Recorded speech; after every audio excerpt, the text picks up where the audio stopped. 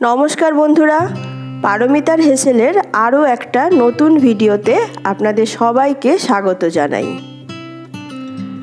আজ পটলের এই রেসিপিটি বানানোর সময় আমার শ্বশুরমশাইয়ের কথা ভীষণ মনে পড়ছিল। উনি কোনোদিনও পটল খেতেন না, পটল একদম পছন্দ করতেন না। জিজ্ঞেস করলে বলতেন, পটল তো একদিন তুলবই, তাই বেঁচে থাকতে পটল খেয়ে আর মুখের স্বাদ কেন নষ্ট করব, খাওয়ার জন্য প্রচুর সবজি আছে।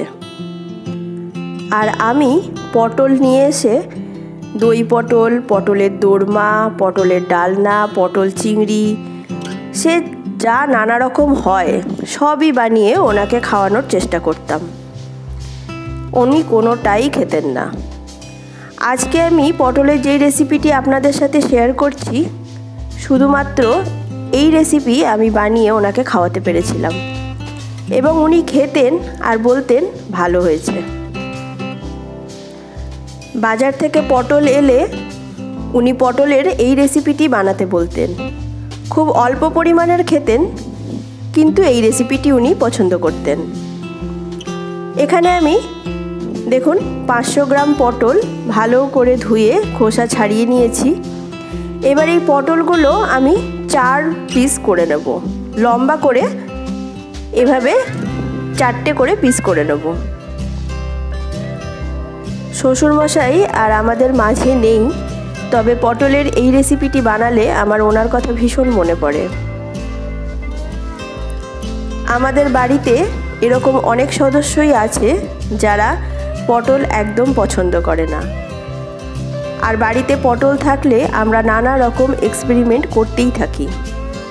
আজকের এই রেসিপি আপনারা যদি আগে কোনো দিনও বানিয়ে না থাকেন, তাহলে আমি অনুরোধ করব একবার হলেও অবশ্যই বানাবেন। দেখুন, এখানে পটলগুলো আমি 4 পিস করে লম্বা লম্বা কেটে নিয়েছি, আর ঠিক একই রকমভাবে আমি আলুও কেটে নিয়েছি।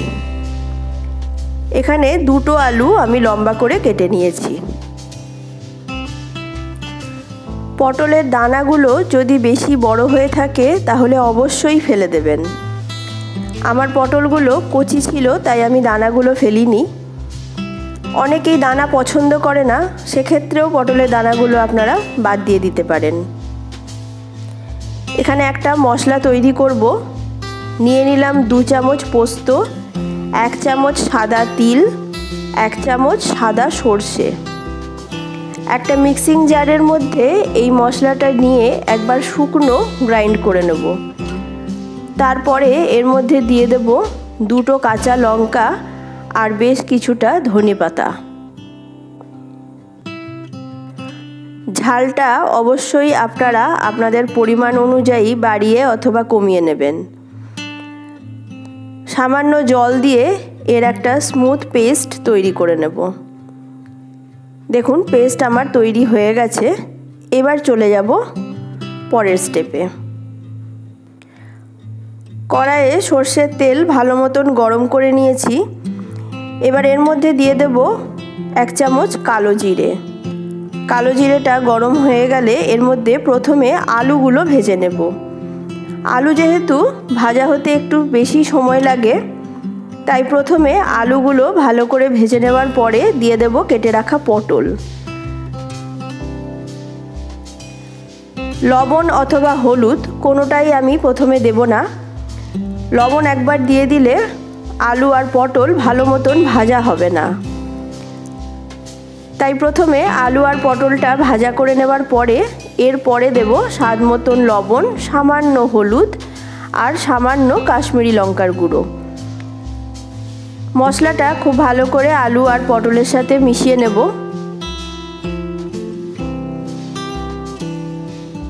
তারপরে এর মধ্যে দিয়ে দেব মিক্সিং জারে যে পেস্টটা তৈরি করে রেখেছিলাম, সেই পেস্ট। আবারও ভালো মতন সব কিছু মিশিয়ে নেব।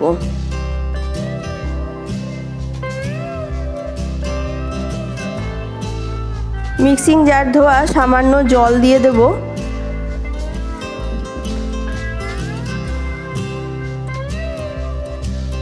ভালো করে মিশিয়ে নিয়ে ঢাকা দিয়ে 2 থেকে 3 মিনিট রান্না করে নিলেই তৈরি হয়ে যাবে আজকের এই নিরামিষ রেসিপি। স্বাদ মতন চিনি এখানে আমি দিয়ে দিলাম। আপনারা অবশ্যই চিনিটা দেবেন, চিনিটা দিলে এর স্বাদ অনেক ভালো হয়। 2টো চেরা কাঁচা লঙ্কাও দিয়ে দিলাম এর মধ্যে। এখানে আমি কোনো রকম শুকনো লঙ্কা অথবা লঙ্কা গুঁড়ো ব্যবহার করিনি, শুধুমাত্র কাঁচা লঙ্কার ঝালেই রেসিপিটি তৈরি হবে। দেখুন আলু আর পটল দুটোই খুব ভালো মতন সেদ্ধ হয়ে গেছে। ওপর থেকে দিয়ে দেব বেশ কিছুটা ধনেপাতা কুচি। আবারও ভালো মতন সব কিছু মিশিয়ে নেব। খুব বেশি ঝোল এখানে হবে না, একদম গা মাখা, অথবা আপনারা চাইলে পুরোপুরি শুকনোও করে দিতে পারেন। নামানোর সময় দিয়ে দেব 1 চামচ সর্ষের তেল। ঢাকা দিয়ে গ্যাসের ফ্লেমটা অফ করে রেখে দেব যতক্ষণ না পরিবেশন করছি। গরম গরম ভাতের সাথে অসাধারণ লাগে এটা খেতে। আলু পোস্ত অথবা পটল পোস্ত দুটোই আপনারা খেয়েছেন, এভাবে কোনোদিনও আলু আর পটল পোস্ত বানিয়ে দেখবেন। আমাকে অবশ্যই জানাবেন আজকের রেসিপি আপনাদের কেমন লাগলো। যদি ভালো লেগে থাকে তাহলে লাইক, কমেন্ট ও শেয়ার করতে ভুলবেন না কিন্তু। যে কোনো নিরামিষের দিনে খুব অল্প সময়ে এবং অল্প উপকরণেই বানিয়ে নিতে পারবেন পটলের এই অসাধারণ নিরামিষ রেসিপি।